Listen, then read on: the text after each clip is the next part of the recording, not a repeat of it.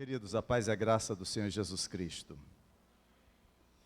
Nós estamos, desde o mês de junho, estudando os atributos de Deus. Estaremos concluindo na próxima terça-feira com o presbítero Cleiton, ministrando o tema onipresença, onisciência e onipotência. Diversos atributos já foram estudados aqui ao longo dos meses de junho e julho. E hoje nós vamos estar estudando acerca da soberania e da vontade de Deus, certo? E eu louvo a Deus por você estar aqui nessa noite, por você poder participar desse momento de estudo da palavra do Senhor. É certo que o que nós vamos estar abordando aqui é apenas um pouco desse tema que é tão amplo, que é tão profundo e que às vezes envolve até questões teológicas, embates teológicos no que diz respeito à questão da soberania de Deus e da responsabilidade do homem. Mas, fugindo um pouco dessas questões polêmicas, nós vamos nos deter, nós vamos mergulhar na palavra do Senhor. Muitas passagens nós vamos estar fazendo uso aqui, talvez não dê para você acompanhar na sua Bíblia todas elas, mas como esse vídeo ele é gravado, você pode acessar depois para tirar alguma dúvida.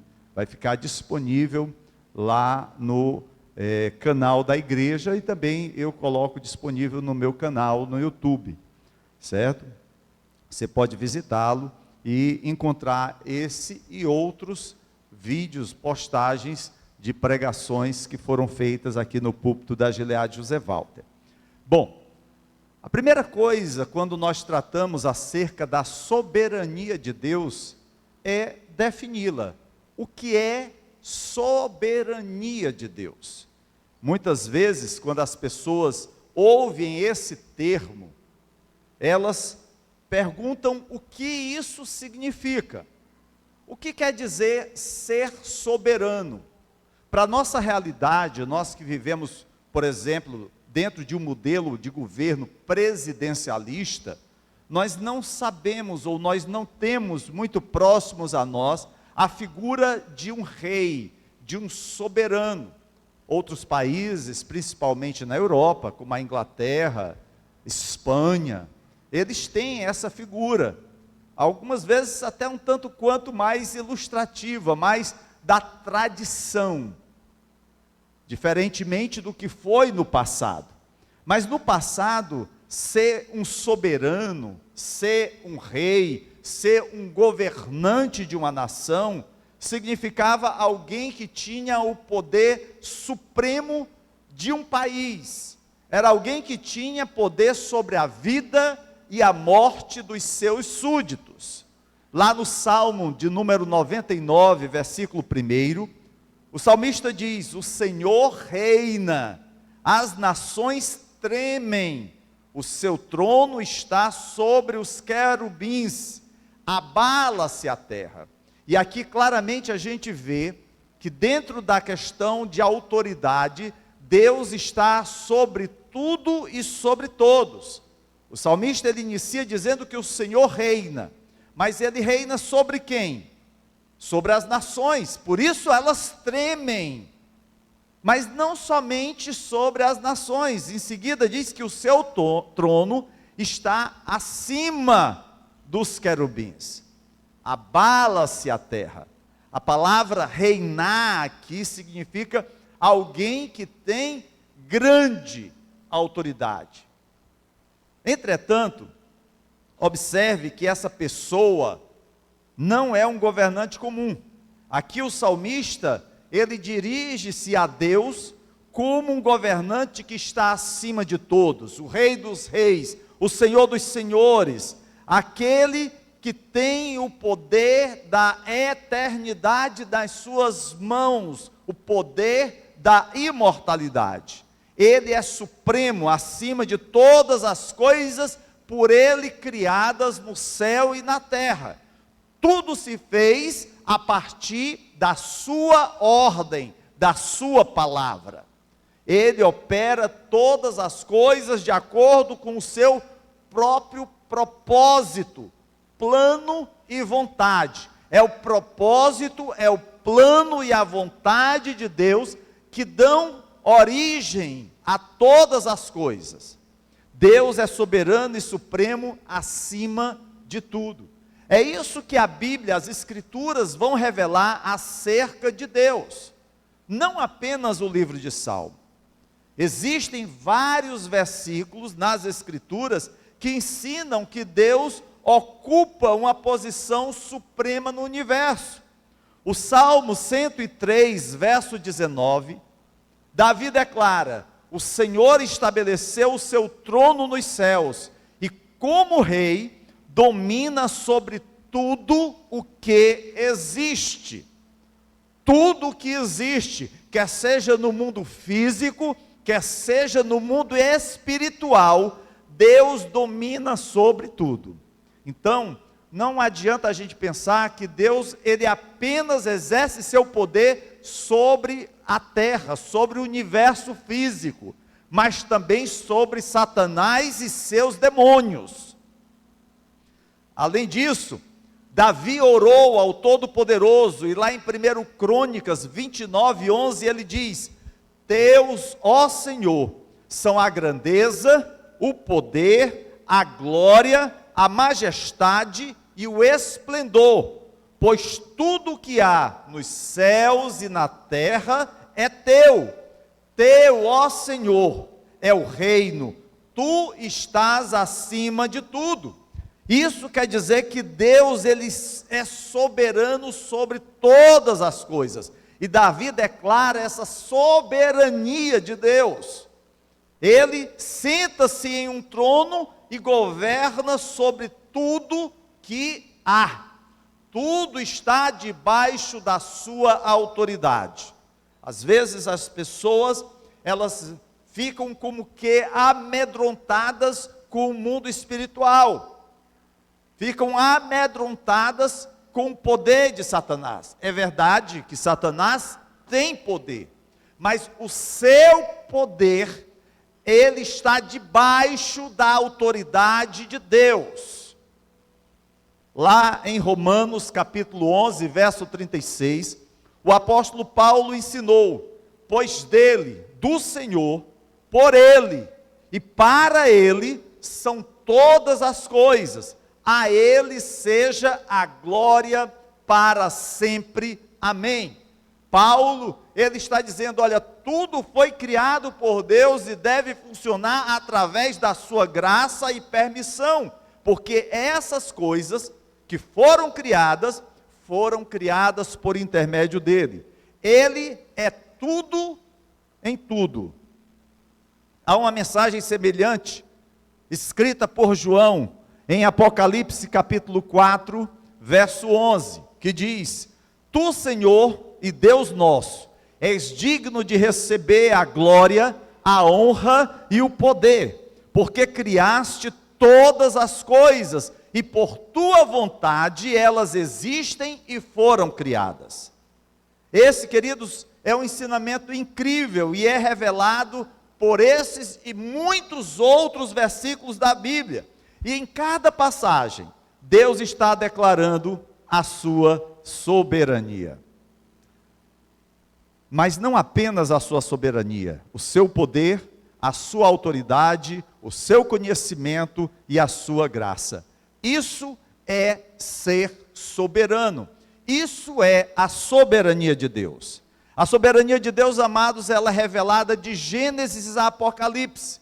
Logo no primeiro capítulo, no primeiro versículo do livro de Gênesis, Deus declara que criou todas as coisas em seu poder e autoridade soberanas. Ele ordenou a sua criação e trouxe à existência todas as coisas, inclusive o homem. E Gênesis continua revelando a escolha soberana de Deus da família de Abraão. É Deus que escolhe Abraão dentre todos os homens da terra e faz de Abraão uma nação, e aquela nação passa a ser a nação de Deus dentre todas as nações existentes. E dali, daquela nação, Deus então traz o Messias, prometido lá no jardim do Éden, quando o primeiro casal pecou, e Deus disse que da semente da mulher, o filho da mulher pisaria a cabeça da serpente. Deus continua no Novo Testamento, declarando a sua soberania ao escolher cada um de nós para sermos seus filhos e filhas. Se no Velho Testamento Deus tinha soberanamente escolhido a nação de Israel como seu povo, hoje o Senhor tem escolhido um povo santo, um povo que Ele separou para si. Não mais um povo de uma única nação, mas um povo que está espalhado entre todas as nações, povos e tribos da terra.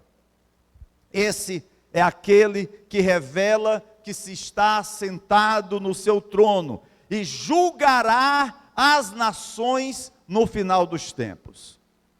Agora, a questão é: você acredita na soberania de Deus em sua vida? Porque acreditar na soberania de Deus quando as coisas nos estão sendo propícias é muito fácil. Quando tudo está indo bem na minha vida, quando estamos felizes, quando o nosso trabalho, a nossa saúde, a nossa família está bem, é fácil dizer que se acredita na soberania de Deus. E aí sempre a gente declara: Deus está no controle de tudo. Mas, amados, quando os problemas batem à nossa porta, quando as crises nos alcançam, quando o desemprego se intensifica, quando chega aquele momento insustentável dentro do lar, parece que vem aquele velho questionamento: Senhor, estou confuso, não entendo o que está acontecendo, você está no controle ou não? Por que que isso está acontecendo comigo, se tu és soberano e eu sou teu filho? A gente começa a duvidar da soberania de Deus, a achar que talvez Deus não esteja no controle de tudo, pelo menos nesse momento, nessa circunstância da vida daquele que está passando por um problema. A solução para o seu questionamento ou cobrança de Deus, na verdade, queridos, é confiar na sua soberania. A crença em seu governo e controle é fundamental para a nossa fé. E este é o primeiro degrau da sua escalada na vida cristã. Você saber que Deus está no controle da sua vida, que Deus está no controle da sua família, que Deus está no controle da sua igreja, que Deus está no controle de todo o universo. Sem isso você lutará, tropeçará e cairá. Por quê? Porque a incredulidade é, na realidade, questionar a soberania de Deus e a sua capacidade de governar a vida. Lembram-se da tentação de Satanás a Eva? O que ele lança é a dúvida no coração dela. Deus havia dado-lhe uma ordem, e Satanás procura gerar dúvida no seu coração. Quando você não confia que Deus é soberano, você está dizendo que Ele não sabe o que está acontecendo com você.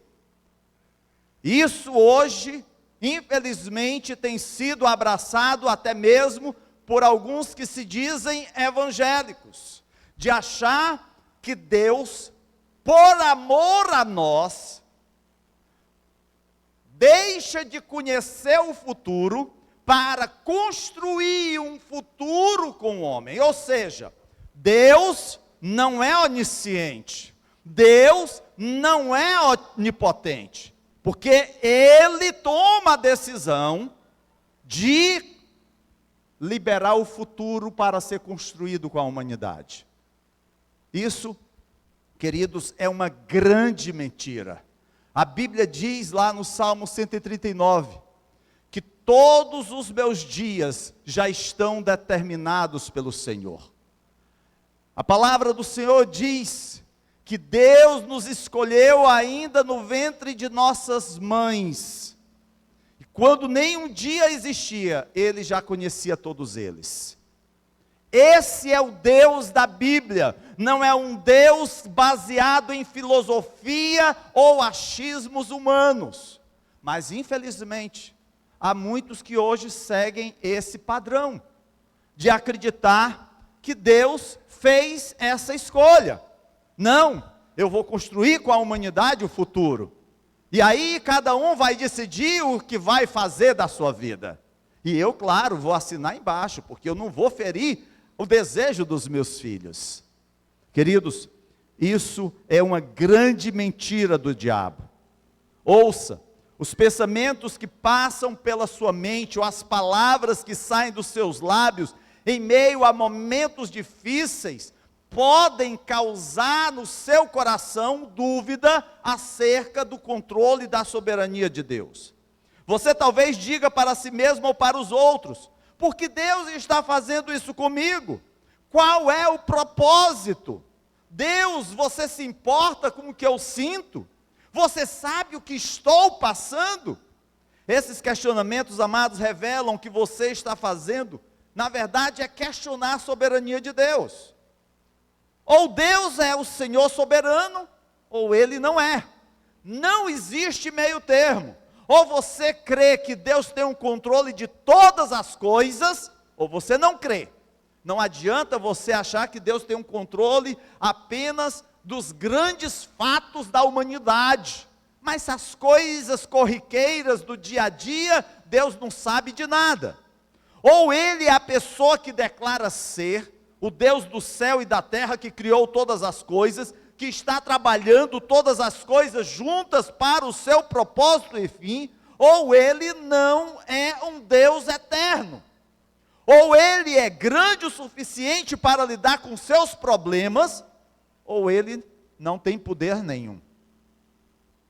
Ou Ele sabe o que está fazendo, ou Ele simplesmente está jogando as coisas no escuro para ver no que vai dar. Ou Ele pode lidar com os seus e os meus problemas, ou Ele é um Deus limitado. Para acreditar na soberania de Deus, queridos, você só tem uma opção. E sempre há um resultado em acreditar ou não na palavra de Deus. Paulo declarou que há alegria e paz em crer, como está lá em Romanos 15, 13. Além disso, em 2 Crônicas, capítulo 20, verso 20, o rei Josafá disse aos habitantes de Jerusalém: crede no Senhor vosso Deus, e estareis seguros. Crede no Senhor vosso Deus, e estareis seguros. A nossa segurança está no Senhor, na nossa crença no Senhor. Quando nós deixamos de crer no agir de Deus, quando nós deixamos de acreditar na palavra de Deus, nós estamos como que levados por qualquer vento de doutrina. Infelizmente, há muitos que hoje seguem por esse caminho. Mas qual é o resultado? Qual é o resultado de nós acreditarmos na soberania de Deus para a nossa vida pessoal? Em que vai implicar nós acreditarmos na soberania de Deus? A soberania de Deus não pode ser tratada apenas por uma questão de teologia, de estudo, mas ela tem aplicação para a nossa vida. E a primeira aplicação, o primeiro resultado que nós temos ao confiar na soberania de Deus é que nós sentiremos que tudo o que acontece em nossa vida tem significado e propósito. Você será capaz de entregar até mesmo as tragédias e o mal que lhe acontecem nas mãos de Deus, porque você confiará que Ele tem um plano final. Esse é o primeiro resultado da soberania de Deus na nossa vida. Lá em Romanos 8, 28, e nós pregamos recentemente nessa passagem um culto de domingo, é declarado que Deus age em todas as coisas para o bem daqueles que o amam, dos que foram chamados de acordo com o seu propósito. Esse versículo declara o poder da soberania de Deus sobre todas as coisas que ocorrem em sua vida. Não apenas as coisas boas, não apenas as coisas que você se sente bem ou que lhe trazem prazer, mas aqui diz que todas as coisas, todas elas, Deus está agindo em todas as coisas. E é interessante, queridos, que esse agir de Deus, ele tem propósito, não é algo que acontece ao acaso, não é algo que acontece como que um jogar de dados. Há um propósito em tudo aquilo que Deus está agindo. Porém, esse agir de Deus para o nosso bem só acontece para aqueles que foram comprados e lavados no sangue do Cordeiro. O agir de Deus para o bem é para a sua igreja. É isso que está sendo prometido aqui em Romanos 8, 28. Porém, para aqueles que permanecem rebeldes ao Senhor, para aqueles que permanecem insubmissos à vontade de Deus, o Senhor diz lá em João capítulo 10, verso 10, o ladrão não vem senão para roubar, matar e destruir. E eu vim para que tenham vida e a tenham em abundância. Então, para aqueles que não temem a Deus, o final deles é exatamente isso: a morte e a destruição, porque serão fonte de ação do diabo, de Satanás. Mas para os filhos de Deus lhes é prometida vida e vida em abundância. Então isso é o primeiro propósito da gente reconhecer a soberania de Deus, é que há um bem para as nossas vidas. Antes de nós virmos a Cristo, todos nós provamos um pouco do plano da destruição de Satanás nas nossas vidas. Satanás estava agindo para nos destruir. Satanás estava agindo para roubar a nossa comunhão. Mas quando nós fomos alcançados, quando Deus executou o seu plano em nossa vida, hoje nós temos a perspectiva do amanhã, da eternidade, da presença constante de Deus conosco. Lá em Efésios capítulo 2, verso 10 diz: porque somos criação de Deus realizada em Cristo Jesus, para fazermos boas obras, as quais Deus preparou de antemão para que nós as praticássemos. As boas novas que nós praticamos como povo de Deus, como nação santa, como povo escolhido, não é uma prerrogativa pessoal nossa. A Bíblia diz que Deus preparou de antemão, ou seja, Deus preparou muito tempo antes para que nós a praticássemos. A nossa ida lá para Torrões e Itarema, para pregarmos o Evangelho, para realizarmos uma ação social, a nossa ida para fazermos uma blitz de louvor, trazendo aqui ao conhecimento das pessoas a palavra de Deus, a pregação na cidade Jardim 2, levando a palavra de Cristo. Essas boas obras não são iniciativas do pastor Alex, ou da liderança desta igreja, ou da membresia dessa igreja. Isso é uma iniciativa de Deus muito antes daquilo que nós quiséssemos realizar. É Deus agindo no nosso coração. É por isso que lá em Efésios capítulo 1, verso 11, ele diz: nele fomos também escolhidos, tendo sido predestinados conforme o plano daquele que faz todas as coisas segundo o propósito da sua vontade. Há um propósito maior que não é determinado por mim, é determinado pelo Senhor.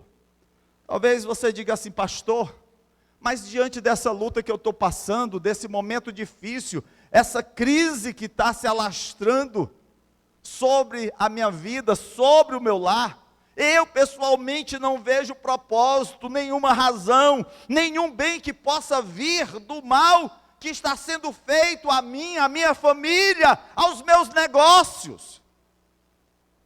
E talvez eu até diga para você que muitas vezes, eu concordo com você, eu também não consigo ver neste momento nenhum bem que possa vir disso. Eu não sei como isso vai funcionar para o teu bem, eu não tenho certeza de como Deus vai transformar essa circunstância para o bem, mas eu sei que a palavra de Deus declara que Ele o fará, que o seu poder soberano, o seu amor eterno te alcançará, e a minha palavra para você e para mim é: confie em Deus, confie somente. É como diz Abacuque, pode ser que lá no campo os animais tenham morrido, pode ser que a tua produção seja zero, pode ser que haja caos em tudo que você está fazendo, mas confie no Deus da tua salvação. Um bom exemplo disso, queridos, é visto na vida de José. José, ainda jovem, teve um sonho sobre o futuro da sua vida. Nesse sonho, vieram seus pais e seus irmãos e se prostraram diante dele. José conta o sonho para a sua família e seus irmãos começaram a odiá-lo e planejar a se livrar daquele sonhador. No final das contas, eles ficaram tão ressentidos com José, que um dia planejaram vendê-lo como escravo e contar ao pai que o animal o havia morto. Levado ao Egito, José foi vendido a um homem rico chamado Potifar. E ali José trabalhou arduamente, encontrando o favor de Potifar, que o colocou sobre superintendente de toda a sua casa. Contudo, a esposa de Potifar tinha olhos lascivos para José, porque José era um jovem bonito, e ela começa a pressioná-lo todos os dias para ter um relacionamento sexual com José, e ele recusa.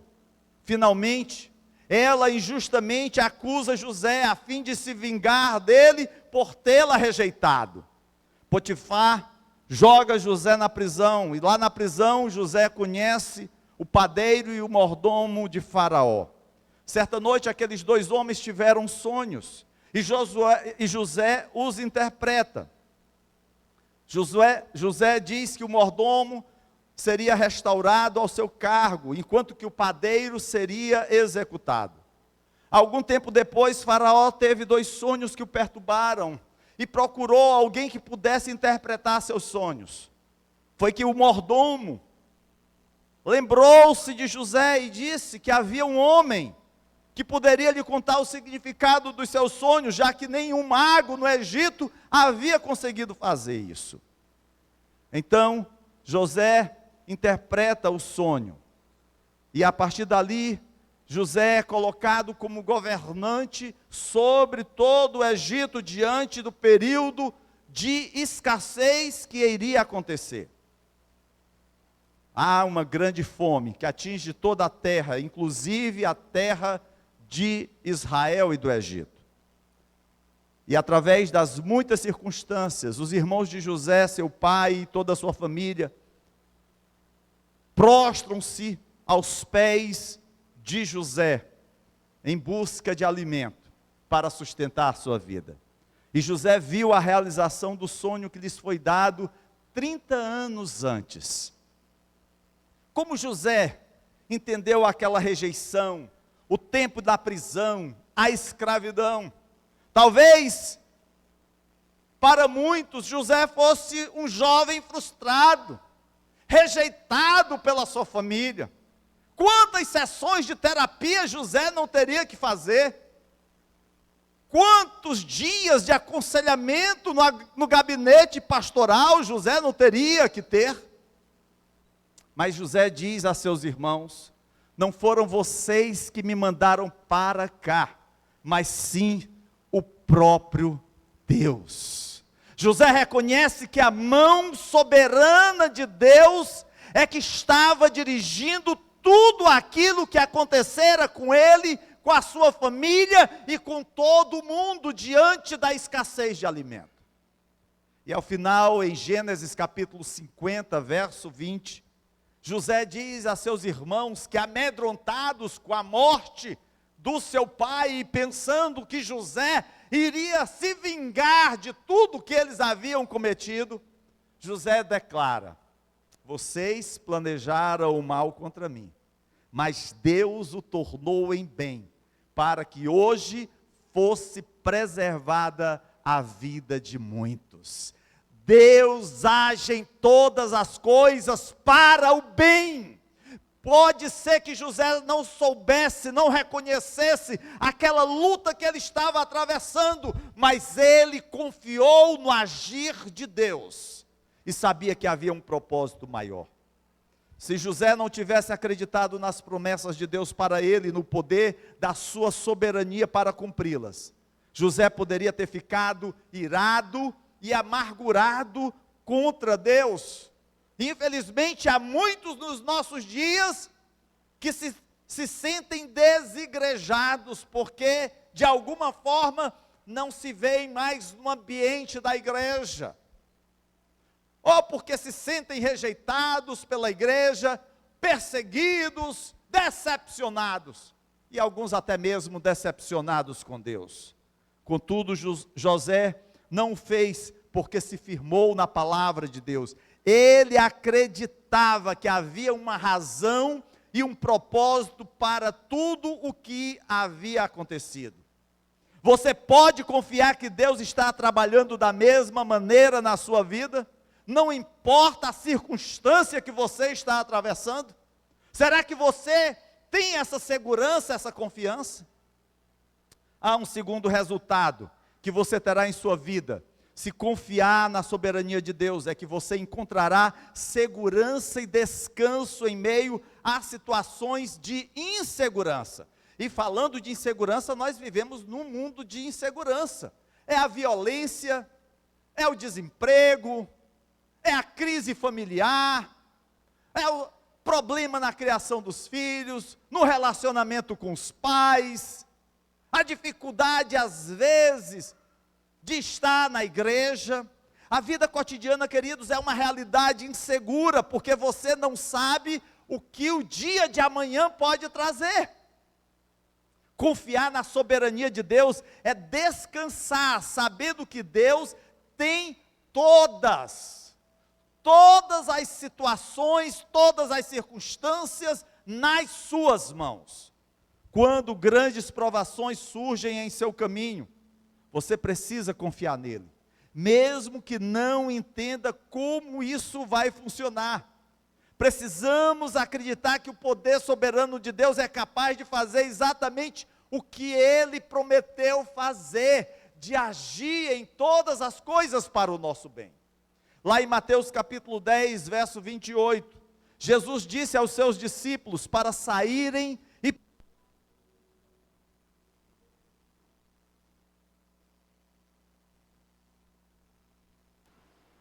Lá em Mateus capítulo 10, 28, Jesus disse aos seus discípulos para saírem e pregarem o evangelho, e que eles não deveriam ter medo dos que matam o corpo, mas não podem matar a alma. Antes, tenham medo daquele que pode destruir tanto a alma como o corpo no inferno.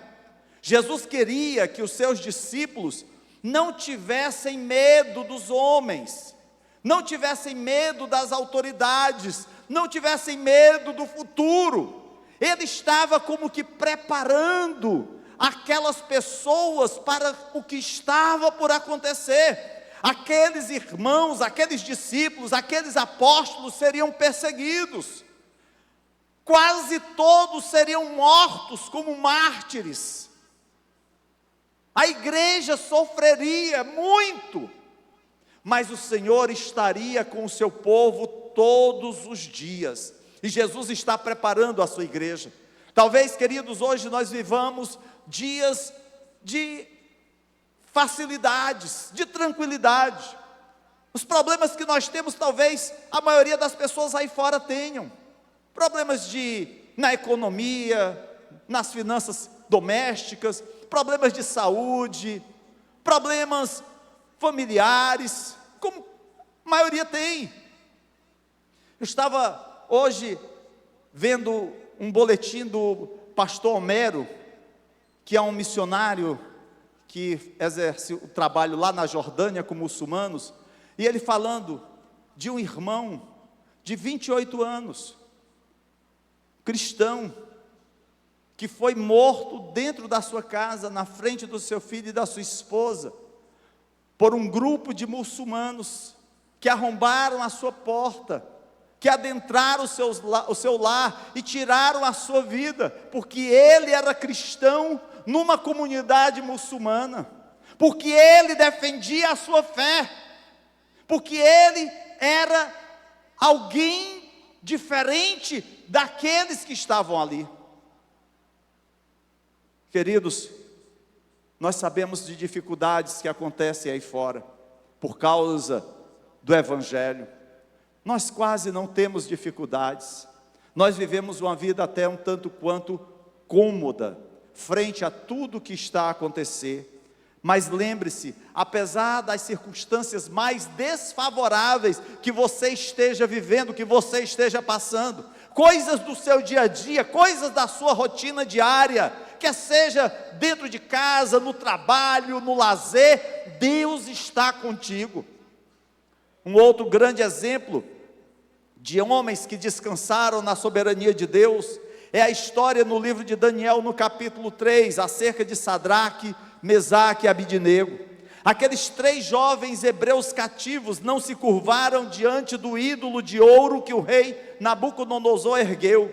O rei trouxe aqueles jovens diante dele e deu-lhes mais uma chance de se curvarem ou serem lançados na fornalha ardente e serem queimados vivos. E aqueles jovens disseram, lá em Daniel capítulo 3, versos 17 e 18, se formos atirados na fornalha em chama, o Deus a quem prestamos culto pode livrar-nos, e Ele nos livrará das suas mãos, ó rei. Mas se Ele não nos livrar, saiba, ó rei, que não prestaremos culto aos teus deuses, nem adoraremos a imagem de ouro que mandaste erguer. Aqueles jovens, queridos, tinham convicção da sua fé, da sua confiança em Deus. Eles reconheciam a soberania de Deus sobre suas vidas. O seu povo havia sido conquistado pelo império de Nabucodonosor. O seu povo, o povo de Israel, foi levado para o cativeiro babilônico. O seu povo foi colocado como escravo, subjugado, mas mesmo assim, eles continuavam confiando no Deus da sua salvação. Amados, apesar das lutas, nós não podemos perder a perspectiva da eternidade. Precisamos entender que por maiores que sejam as lutas e provações que venhamos a passar aqui, nada se compara àquilo que está reservado para a igreja do Senhor na eternidade. Um último exemplo de alguém que manteve-se fiel ao propósito de Deus é encontrado na vida de Esdras. Esdras foi um dos sacerdotes que conduziu os filhos de Israel de volta da escravidão da Babilônia para a terra da Palestina. O rei Artaxerxes era o governante persa naqueles dias e permitiu, a pedido de Esdras, que ele e muitos de Israel voltassem a Jerusalém. Porém, Artaxerxes perguntou se Esdras gostaria que o exército o acompanhasse, o protegesse. Porém Esdras ficou envergonhado de pedir ao rei soldados como escolta, porque ele, Esdras, havia confessado o seguinte ao rei: a mão bondosa de nosso Deus está sobre todos os que o buscam, mas o seu poder e a sua ira são contra todos os que o abandonam. Esdras reconhece: olha, Deus está conosco, porque nós o buscamos, mas Deus será contra todos aqueles que se levantam contra os que o abandonaram. E nessa confiança, Esdras não pede escolta ao rei e vai para Jerusalém. E lá no livro de Esdras, no capítulo 8, versos 31 e 32, é dito que eles partiram, e a mão do nosso Deus esteve sobre nós, e Ele nos protegeu do ataque de inimigos e assaltantes pelo caminho. Assim chegamos a Jerusalém. Queridos, o nosso ponto de parada é a Jerusalém celestial. E se nós confiarmos em Deus, nada nem ninguém nos impedirá de alcançarmos a eternidade, porque nós fomos comprados, nós fomos conquistados por um alto preço. Esdras estava confiante de que mesmo em meio às circunstâncias mais ameaçadoras, Deus seria capaz de libertá-los. Você confia em Deus para o seu futuro, ou vive preocupado com o seu amanhã, ansioso com o que possa lhe acontecer? Saiba que Deus é capaz de protegê-lo das emboscadas que estão além da tua vista. O máximo que você pode enxergar é aquilo que está à tua frente, mas Deus sabe todas as coisas. Há um terceiro resultado que você terá em sua vida, se você confiar na soberania de Deus, é que você será responsável e obediente. Queridos, a ideia de que nada podemos fazer é um dos grandes equívocos relativos à soberania de Deus. Alguns acham que o fato de Deus ser soberano é que nós não podemos fazer nada, tudo já está pronto, então eu devo simplesmente aguardar que as coisas aconteçam. Eu não preciso pregar o evangelho, porque Deus já escolheu, já tem os seus escolhidos, então eles vão vir de qualquer jeito. Eu não preciso me preocupar em ter uma vida santa, porque eu já tenho garantida a eternidade. Isso é um engodo do inimigo. Deus, queridos, não nos chama a vivermos em berço esplêndido. Isso é preguiça. A relação entre o que Deus prometeu fazer, a sua soberania, versus o que o homem deve fazer, responsabilidade humana, é muito mal compreendida por muitos cristãos. Há dois pensamentos equivocados. O primeiro pensamento é: se Deus é tão grande e poderoso, e eu tão fraco e falho, Deus cuidará de tudo. Eu não tenho que fazer nada. Eu não devo me preocupar com isso, porque mesmo que eu não faça o que eu tenho que fazer, Deus ainda vai dar um jeitinho para me abençoar. Queridos, o nome disso é preguiça espiritual. Não é coisa que a Bíblia ensina. Há um outro pensamento: se eu tenho que fazer tudo e ser um servo obediente e perfeito, tudo depende de mim. Logo, se eu não fizer, o plano de Deus cairá por terra, porque tudo depende de mim, sou eu que decido. É como se a nossa confiança estivesse depositada na nossa própria força, estribada na nossa decisão. Por anos, queridos, eu tentei conciliar o ensinamento da soberania de Deus com o da responsabilidade humana. No entanto, cheguei à conclusão de que Deus nunca me pediu para tentar conciliar esses dois ensinamentos. As Escrituras simplesmente ensinam essas duas verdades: Deus é soberano e eu sou responsável pelas decisões que eu tomo. A razão pela qual não conseguimos conciliar esses dois ensinamentos em nossa mente é porque temos uma mente finita, tentando entender e compreender os caminhos de um Deus infinito, e não conseguiremos. Como diz Paulo em Romanos 11:33, os caminhos de Deus são inescrutáveis. A única coisa que realmente importa é lembrar que Deus é um Deus soberano, e que há um comando nas Escrituras acerca daquilo que cabe a mim entender e fazer, e isso se encontra exatamente na sua palavra, lá em Provérbios capítulo 3, versos 5 e 6, quando nos é dito: confie no Senhor de todo o seu coração, e não se apoie em seu próprio entendimento, reconheça o Senhor em todos os seus caminhos, e Ele endireitará as suas veredas. Cabe a nós, é nossa responsabilidade, é nossa decisão confiar em Deus. É necessário que tenhamos essa decisão firme de colocar a nossa fé no Senhor, e não nos apoiarmos no nosso próprio entendimento. Isso é responsabilidade nossa, mas ao mesmo tempo, é saber que é o Senhor que tem todos os seus caminhos, e é Ele que vai endireitar as nossas veredas, até mesmo quando errarmos. É Ele que vai nos corrigir e trazer a sua presença, mas precisamos tomar a decisão. Uma parte muito importante desta equação é que você não se apoie no seu próprio entendimento. Hoje nós vemos embates enormes acerca dessa temática, às vezes dividindo o povo de Deus, e ficamos como que à mercê de livre-arbítrio ou livre-agência, quando nenhuma coisa nem outra é uma terminologia bíblica.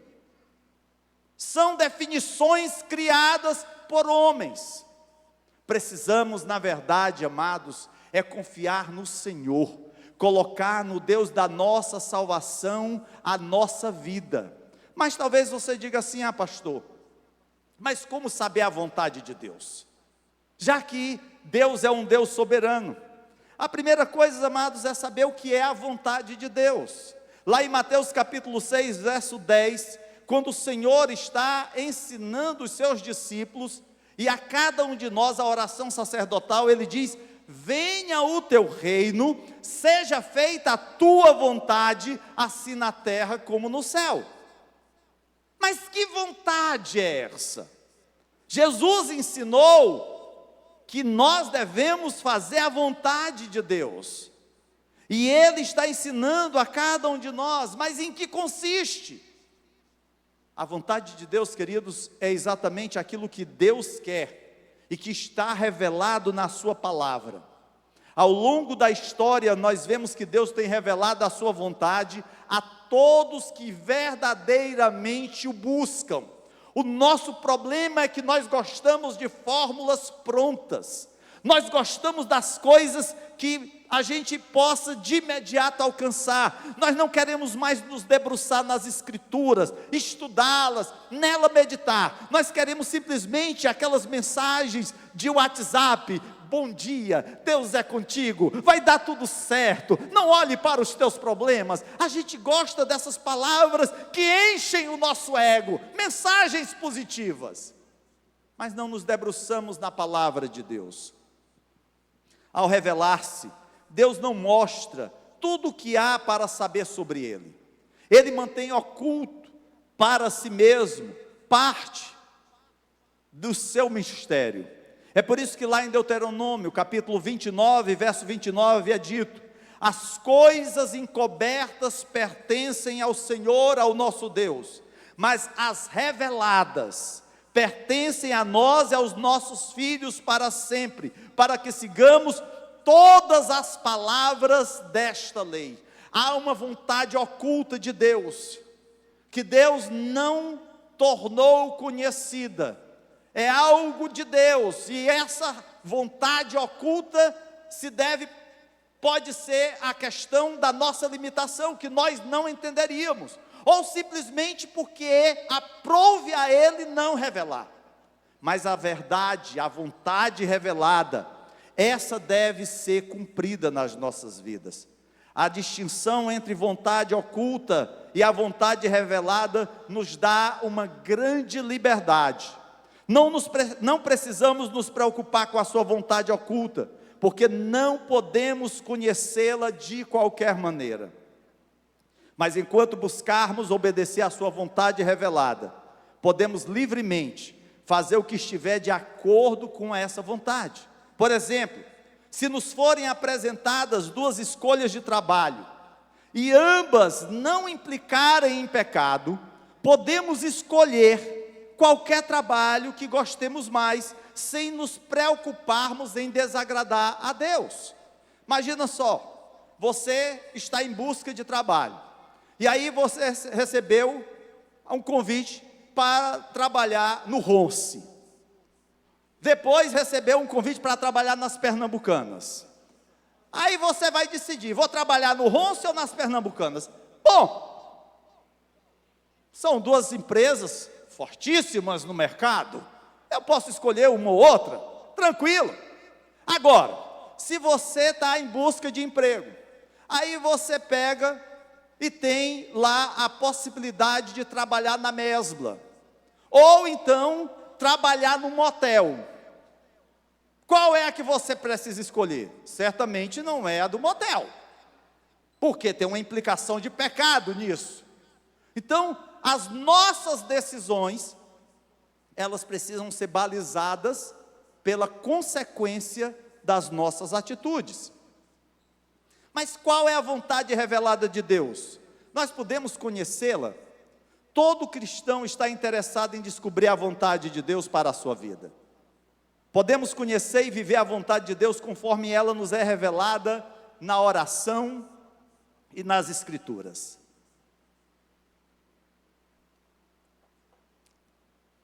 Isso através da ação do Espírito Santo. Deus não quer que passemos nossas vidas tentando entendê-lo como um tipo de quebra-cabeça cósmico. Meu Deus do céu, eu não entendo Deus, não sei a sua vontade. Em Miqueias, capítulo 6, verso 8, o profeta de Deus afirmou: Ele mostrou a você, ó homem, o que é bom e o que o Senhor exige. Olha só a vontade de Deus: pratique a justiça, ame a fidelidade e ande humildemente com o seu Deus. Aqui a gente tem um ensinamento acerca da vontade de Deus. Aí a gente pergunta: pastor, será que eu posso deixar de pagar o meu imposto de renda? Eu tenho que pagar, mas um amigo meu disse que eu podia falar com um médico para me conseguir lá uma declaração para eu não pagar o imposto de renda. Aí você vai aqui em Miqueias: pratique a justiça. Isso é correto? Ame a fidelidade. Ande humildemente com Deus. Aí você vê. Dia de prova. Não estudei nada, mas jeitinho brasileiro tem a pesca. Glória a Deus. Só tem um jeito, o professor não vê. É certo. Pratique a justiça. Ame a fidelidade. Ande humildemente. Queridos, às vezes a gente quer encontrar na Bíblia: eu posso ou não posso, na hora que for vender o meu carro, dizer que ele está com o motor bichado. Não vou encontrar isso na Bíblia, mas está dizendo aqui: pratique a justiça. O que eu não quero para mim, eu vou querer para o outro. Podemos conhecer a vontade de Deus para a nossa vida, amados, mas é necessário, para conhecer a vontade de Deus, ouvir a sua voz em primeiro lugar, e buscá-lo até mesmo nas pequenas coisas.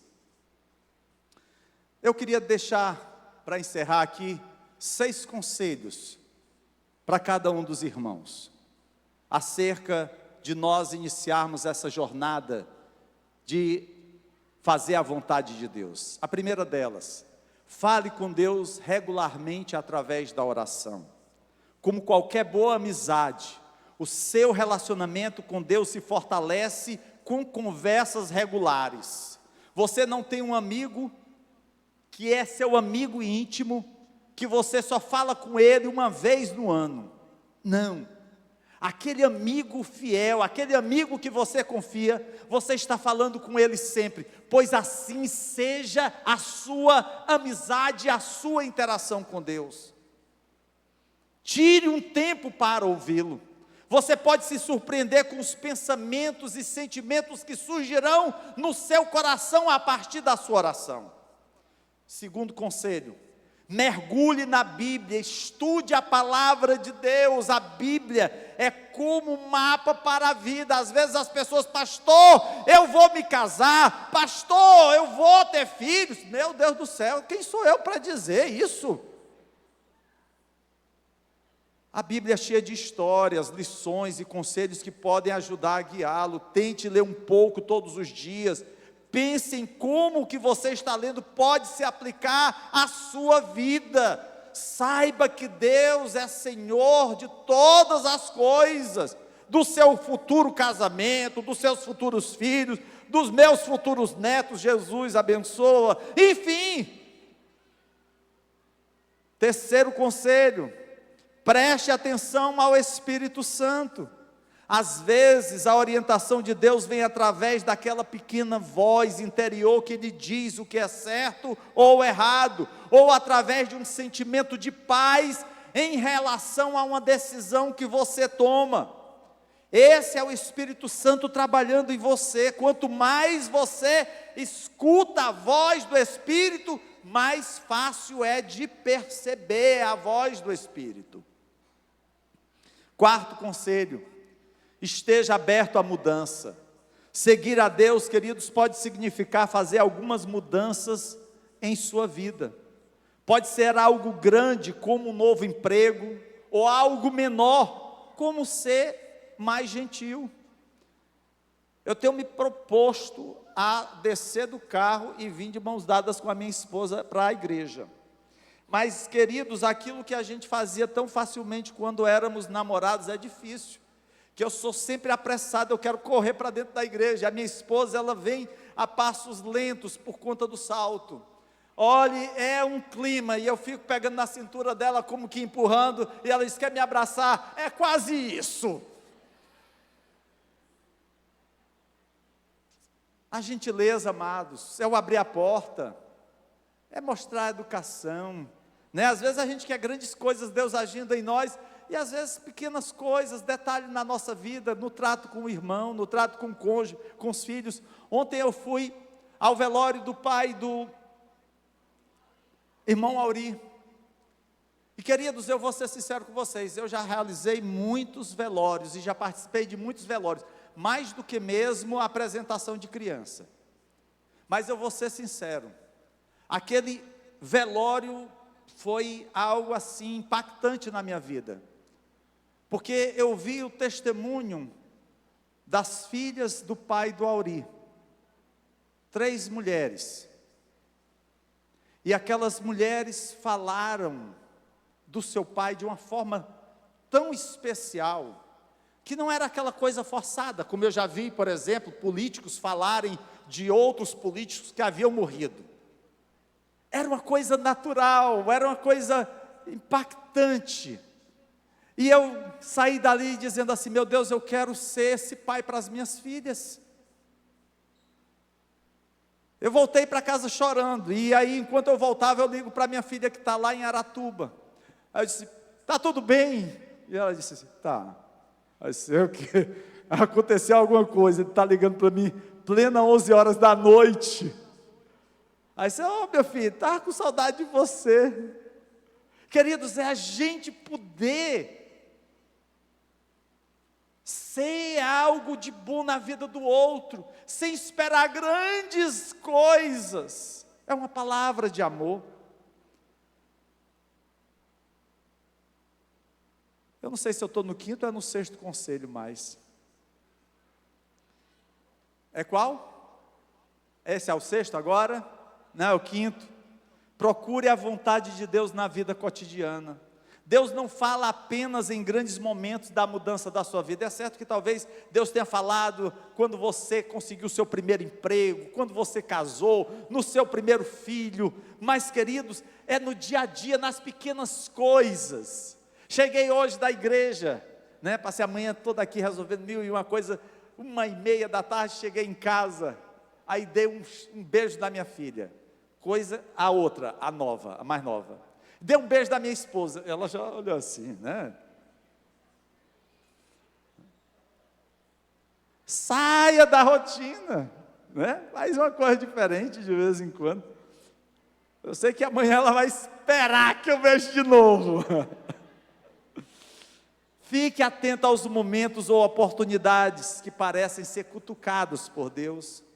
E sexto e último conselho, verifique suas decisões com amigos ou mentores de confiança. Às vezes, queridos, ajuda a conversar sobre o assunto com alguém que também está tentando viver de acordo com a vontade de Deus.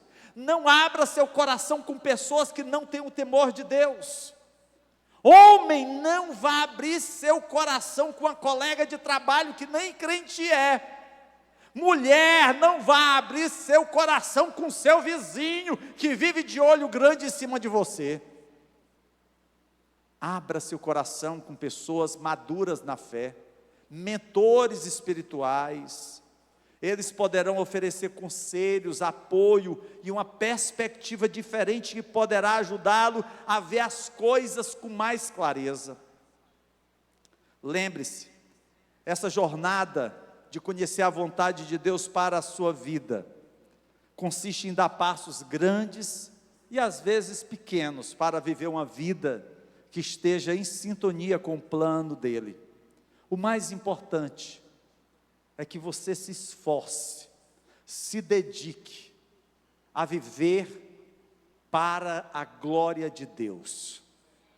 O mundo vai na contramão disso. As pessoas querem destaque, fama, sucesso, glória. Querem os seus 30 segundos de aparecer nas telas. Não tenha essa preocupação.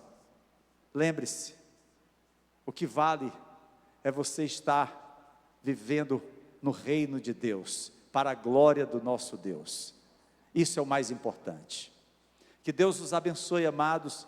Para mim foi um prazer muito grande preparar essa ministração sobre a soberania e vontade de Deus, porque cada vez que eu tenho a oportunidade de fazer um estudo ou uma pregação, é Deus que fala primeiramente à minha pessoa antes de trazer o alimento para a igreja.